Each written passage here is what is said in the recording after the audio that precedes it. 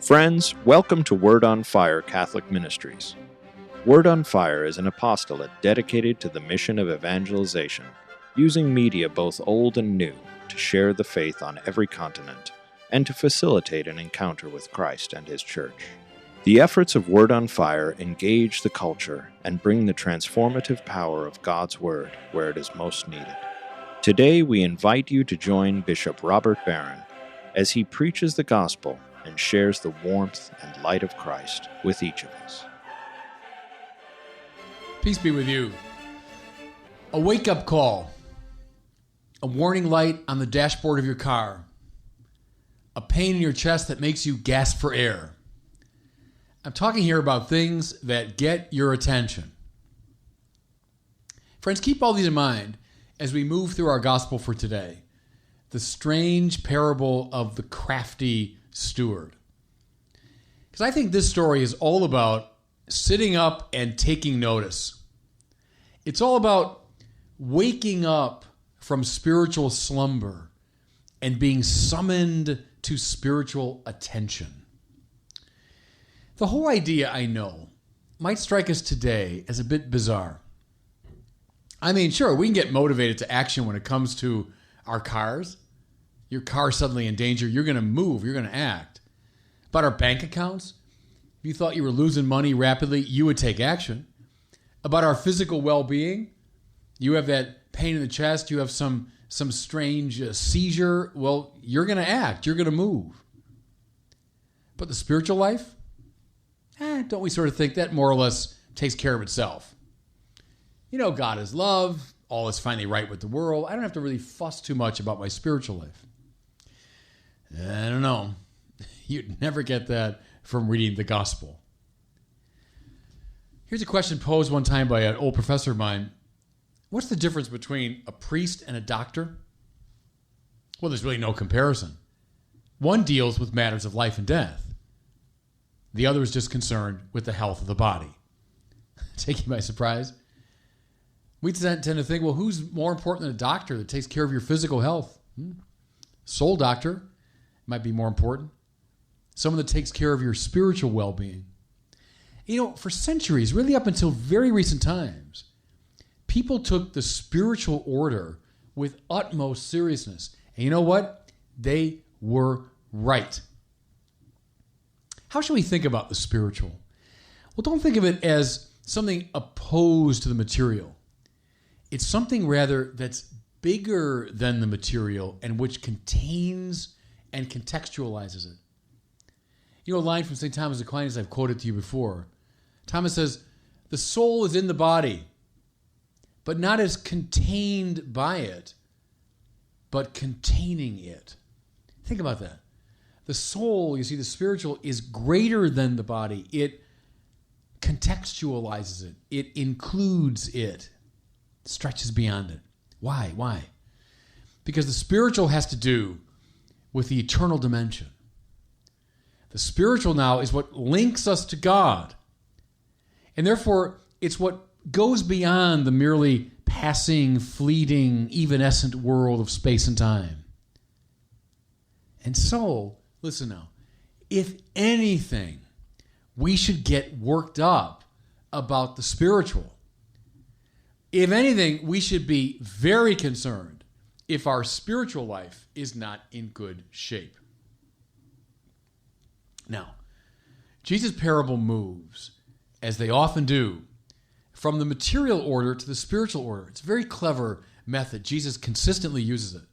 To understand dynamics in the spiritual life, let's begin with something in the material order, which is probably easier to grasp. He tells of a rich man who had a steward who's been accused, and we imagine justly accused, of squandering his master's property. He's brought before the boss and told his employment is about to come to a close. So here's your wake-up call. You're going along in your job, you think all's fine, and then one day you're called to the boss's office and you're basically fired. You're let go. Mind you, too, in Jesus' time especially, this was a warning bell. Because there was no unemployment insurance, no Social Security. Somebody who was out of work if they didn't have family support, was in desperate straits. I mean, like immediately. Notice how the man does a quick assessment. It's almost funny. He says, I'm not strong enough to dig, and I'm ashamed to beg. In other words, I've got to do something drastic here. I can't support myself, and I'm too ashamed to be a beggar. It's time to act. That's what he gets. So he hatches this morally questionable and, frankly, far from foolproof scheme. He reduces the debts of his master's debtors so that when he's dismissed, at least he'll have some friends who might take care of him. And again, I sort of smile at it. It does seem like a sort of far-fetched, rather desperate plan. You know, you owe my master 100, make it 50. You owe him 80, make it 40. And I guess he's just banking on the fact that they'll appreciate this, and so when he's in trouble, they will come to help him. Yeah, it's kind of pathetic and it's nefarious, but you know what? It represents decisive action. He moved when it was time to move. He acted when the situation called for action. And then here's the wonderful twist that we don't expect. The master, when he finds out about this, you think he'd be doubly angry with the man. But in fact, is actually impressed. Jesus says the master commended that dishonest steward for acting prudently. Now there's the word, prudently. He knew what to do in this desperate situation. He mustered the energy to act, even if it was, not only questionable, but a little bit immoral, a little bit nefarious. But by God, he acted. Now, what are we to make of all this? Once again, we got to be sensitive to the subtle way that Jesus uses the material as a metaphor for the spiritual. We come to immediate attention when we're threatened financially. Perhaps the only state of affairs we find more worthy of our attention is becoming physically unhealthy. People will hem and haw for quite some time until they're convinced that their financial situation is threatened. And then they will act, even desperately. Are we convinced that a threat to our spiritual welfare, can be just as grave?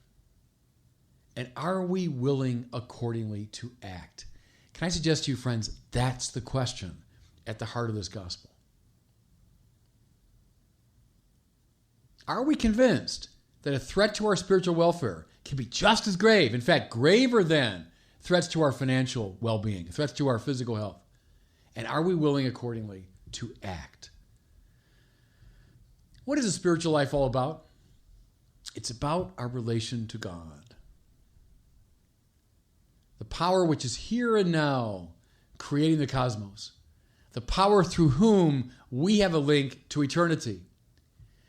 Our rapport with God, therefore, is of paramount significance in our lives. The gospel says this now over and over again. It's more important than family, more important than money, more important than our physical health. Jesus says, it profits a man nothing to gain the whole world and lose his soul. Can I suggest there is a universe of meaning in that famous saying? It profits you nothing if you've got everything, but you've lost your soul. In other words, you've lost your link to God.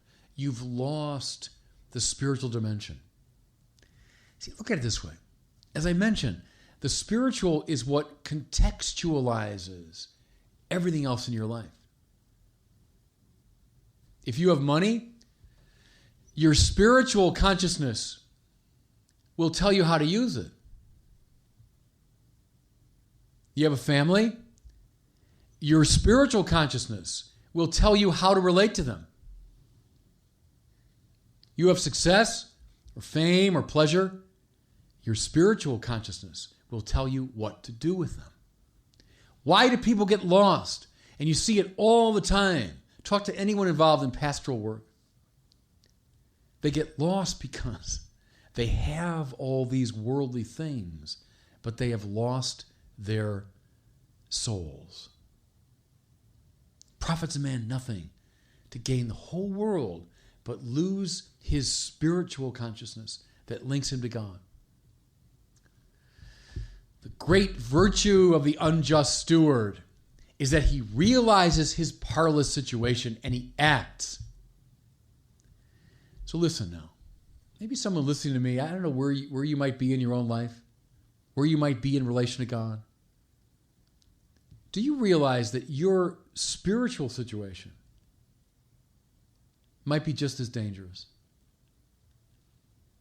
Have you perhaps begun to lose your soul? Now, I'm not saying it just to embarrass anybody or to be too hard on you, but that's very powerful language. Lose my soul. I've heard people say that to me. Father, I've got everything, but I somehow feel like I'm just losing my whole life. I'm losing my bearings. I'm losing what it's all about. They realize they're drifting out of a living contact with God. And see, that's enormously important in the spiritual order. Wake up call, and now do something. You know, a story always comes to mind when I think about these things. I'm sure you know the story about John Newton. John Newton was an Englishman who was a slave trader. He was involved in a particularly nefarious activity. He would take these ships to Africa. He would load slaves onto the ships like sardines, packing them in. Many thousands of Africans died in that terrible passage across the Atlantic Ocean. Well, John Newton was one of these ship captains. He was one of these nefarious slave traders. And one day, he's in the middle of the Atlantic Ocean, having picked up a load of slaves. He's halfway to America.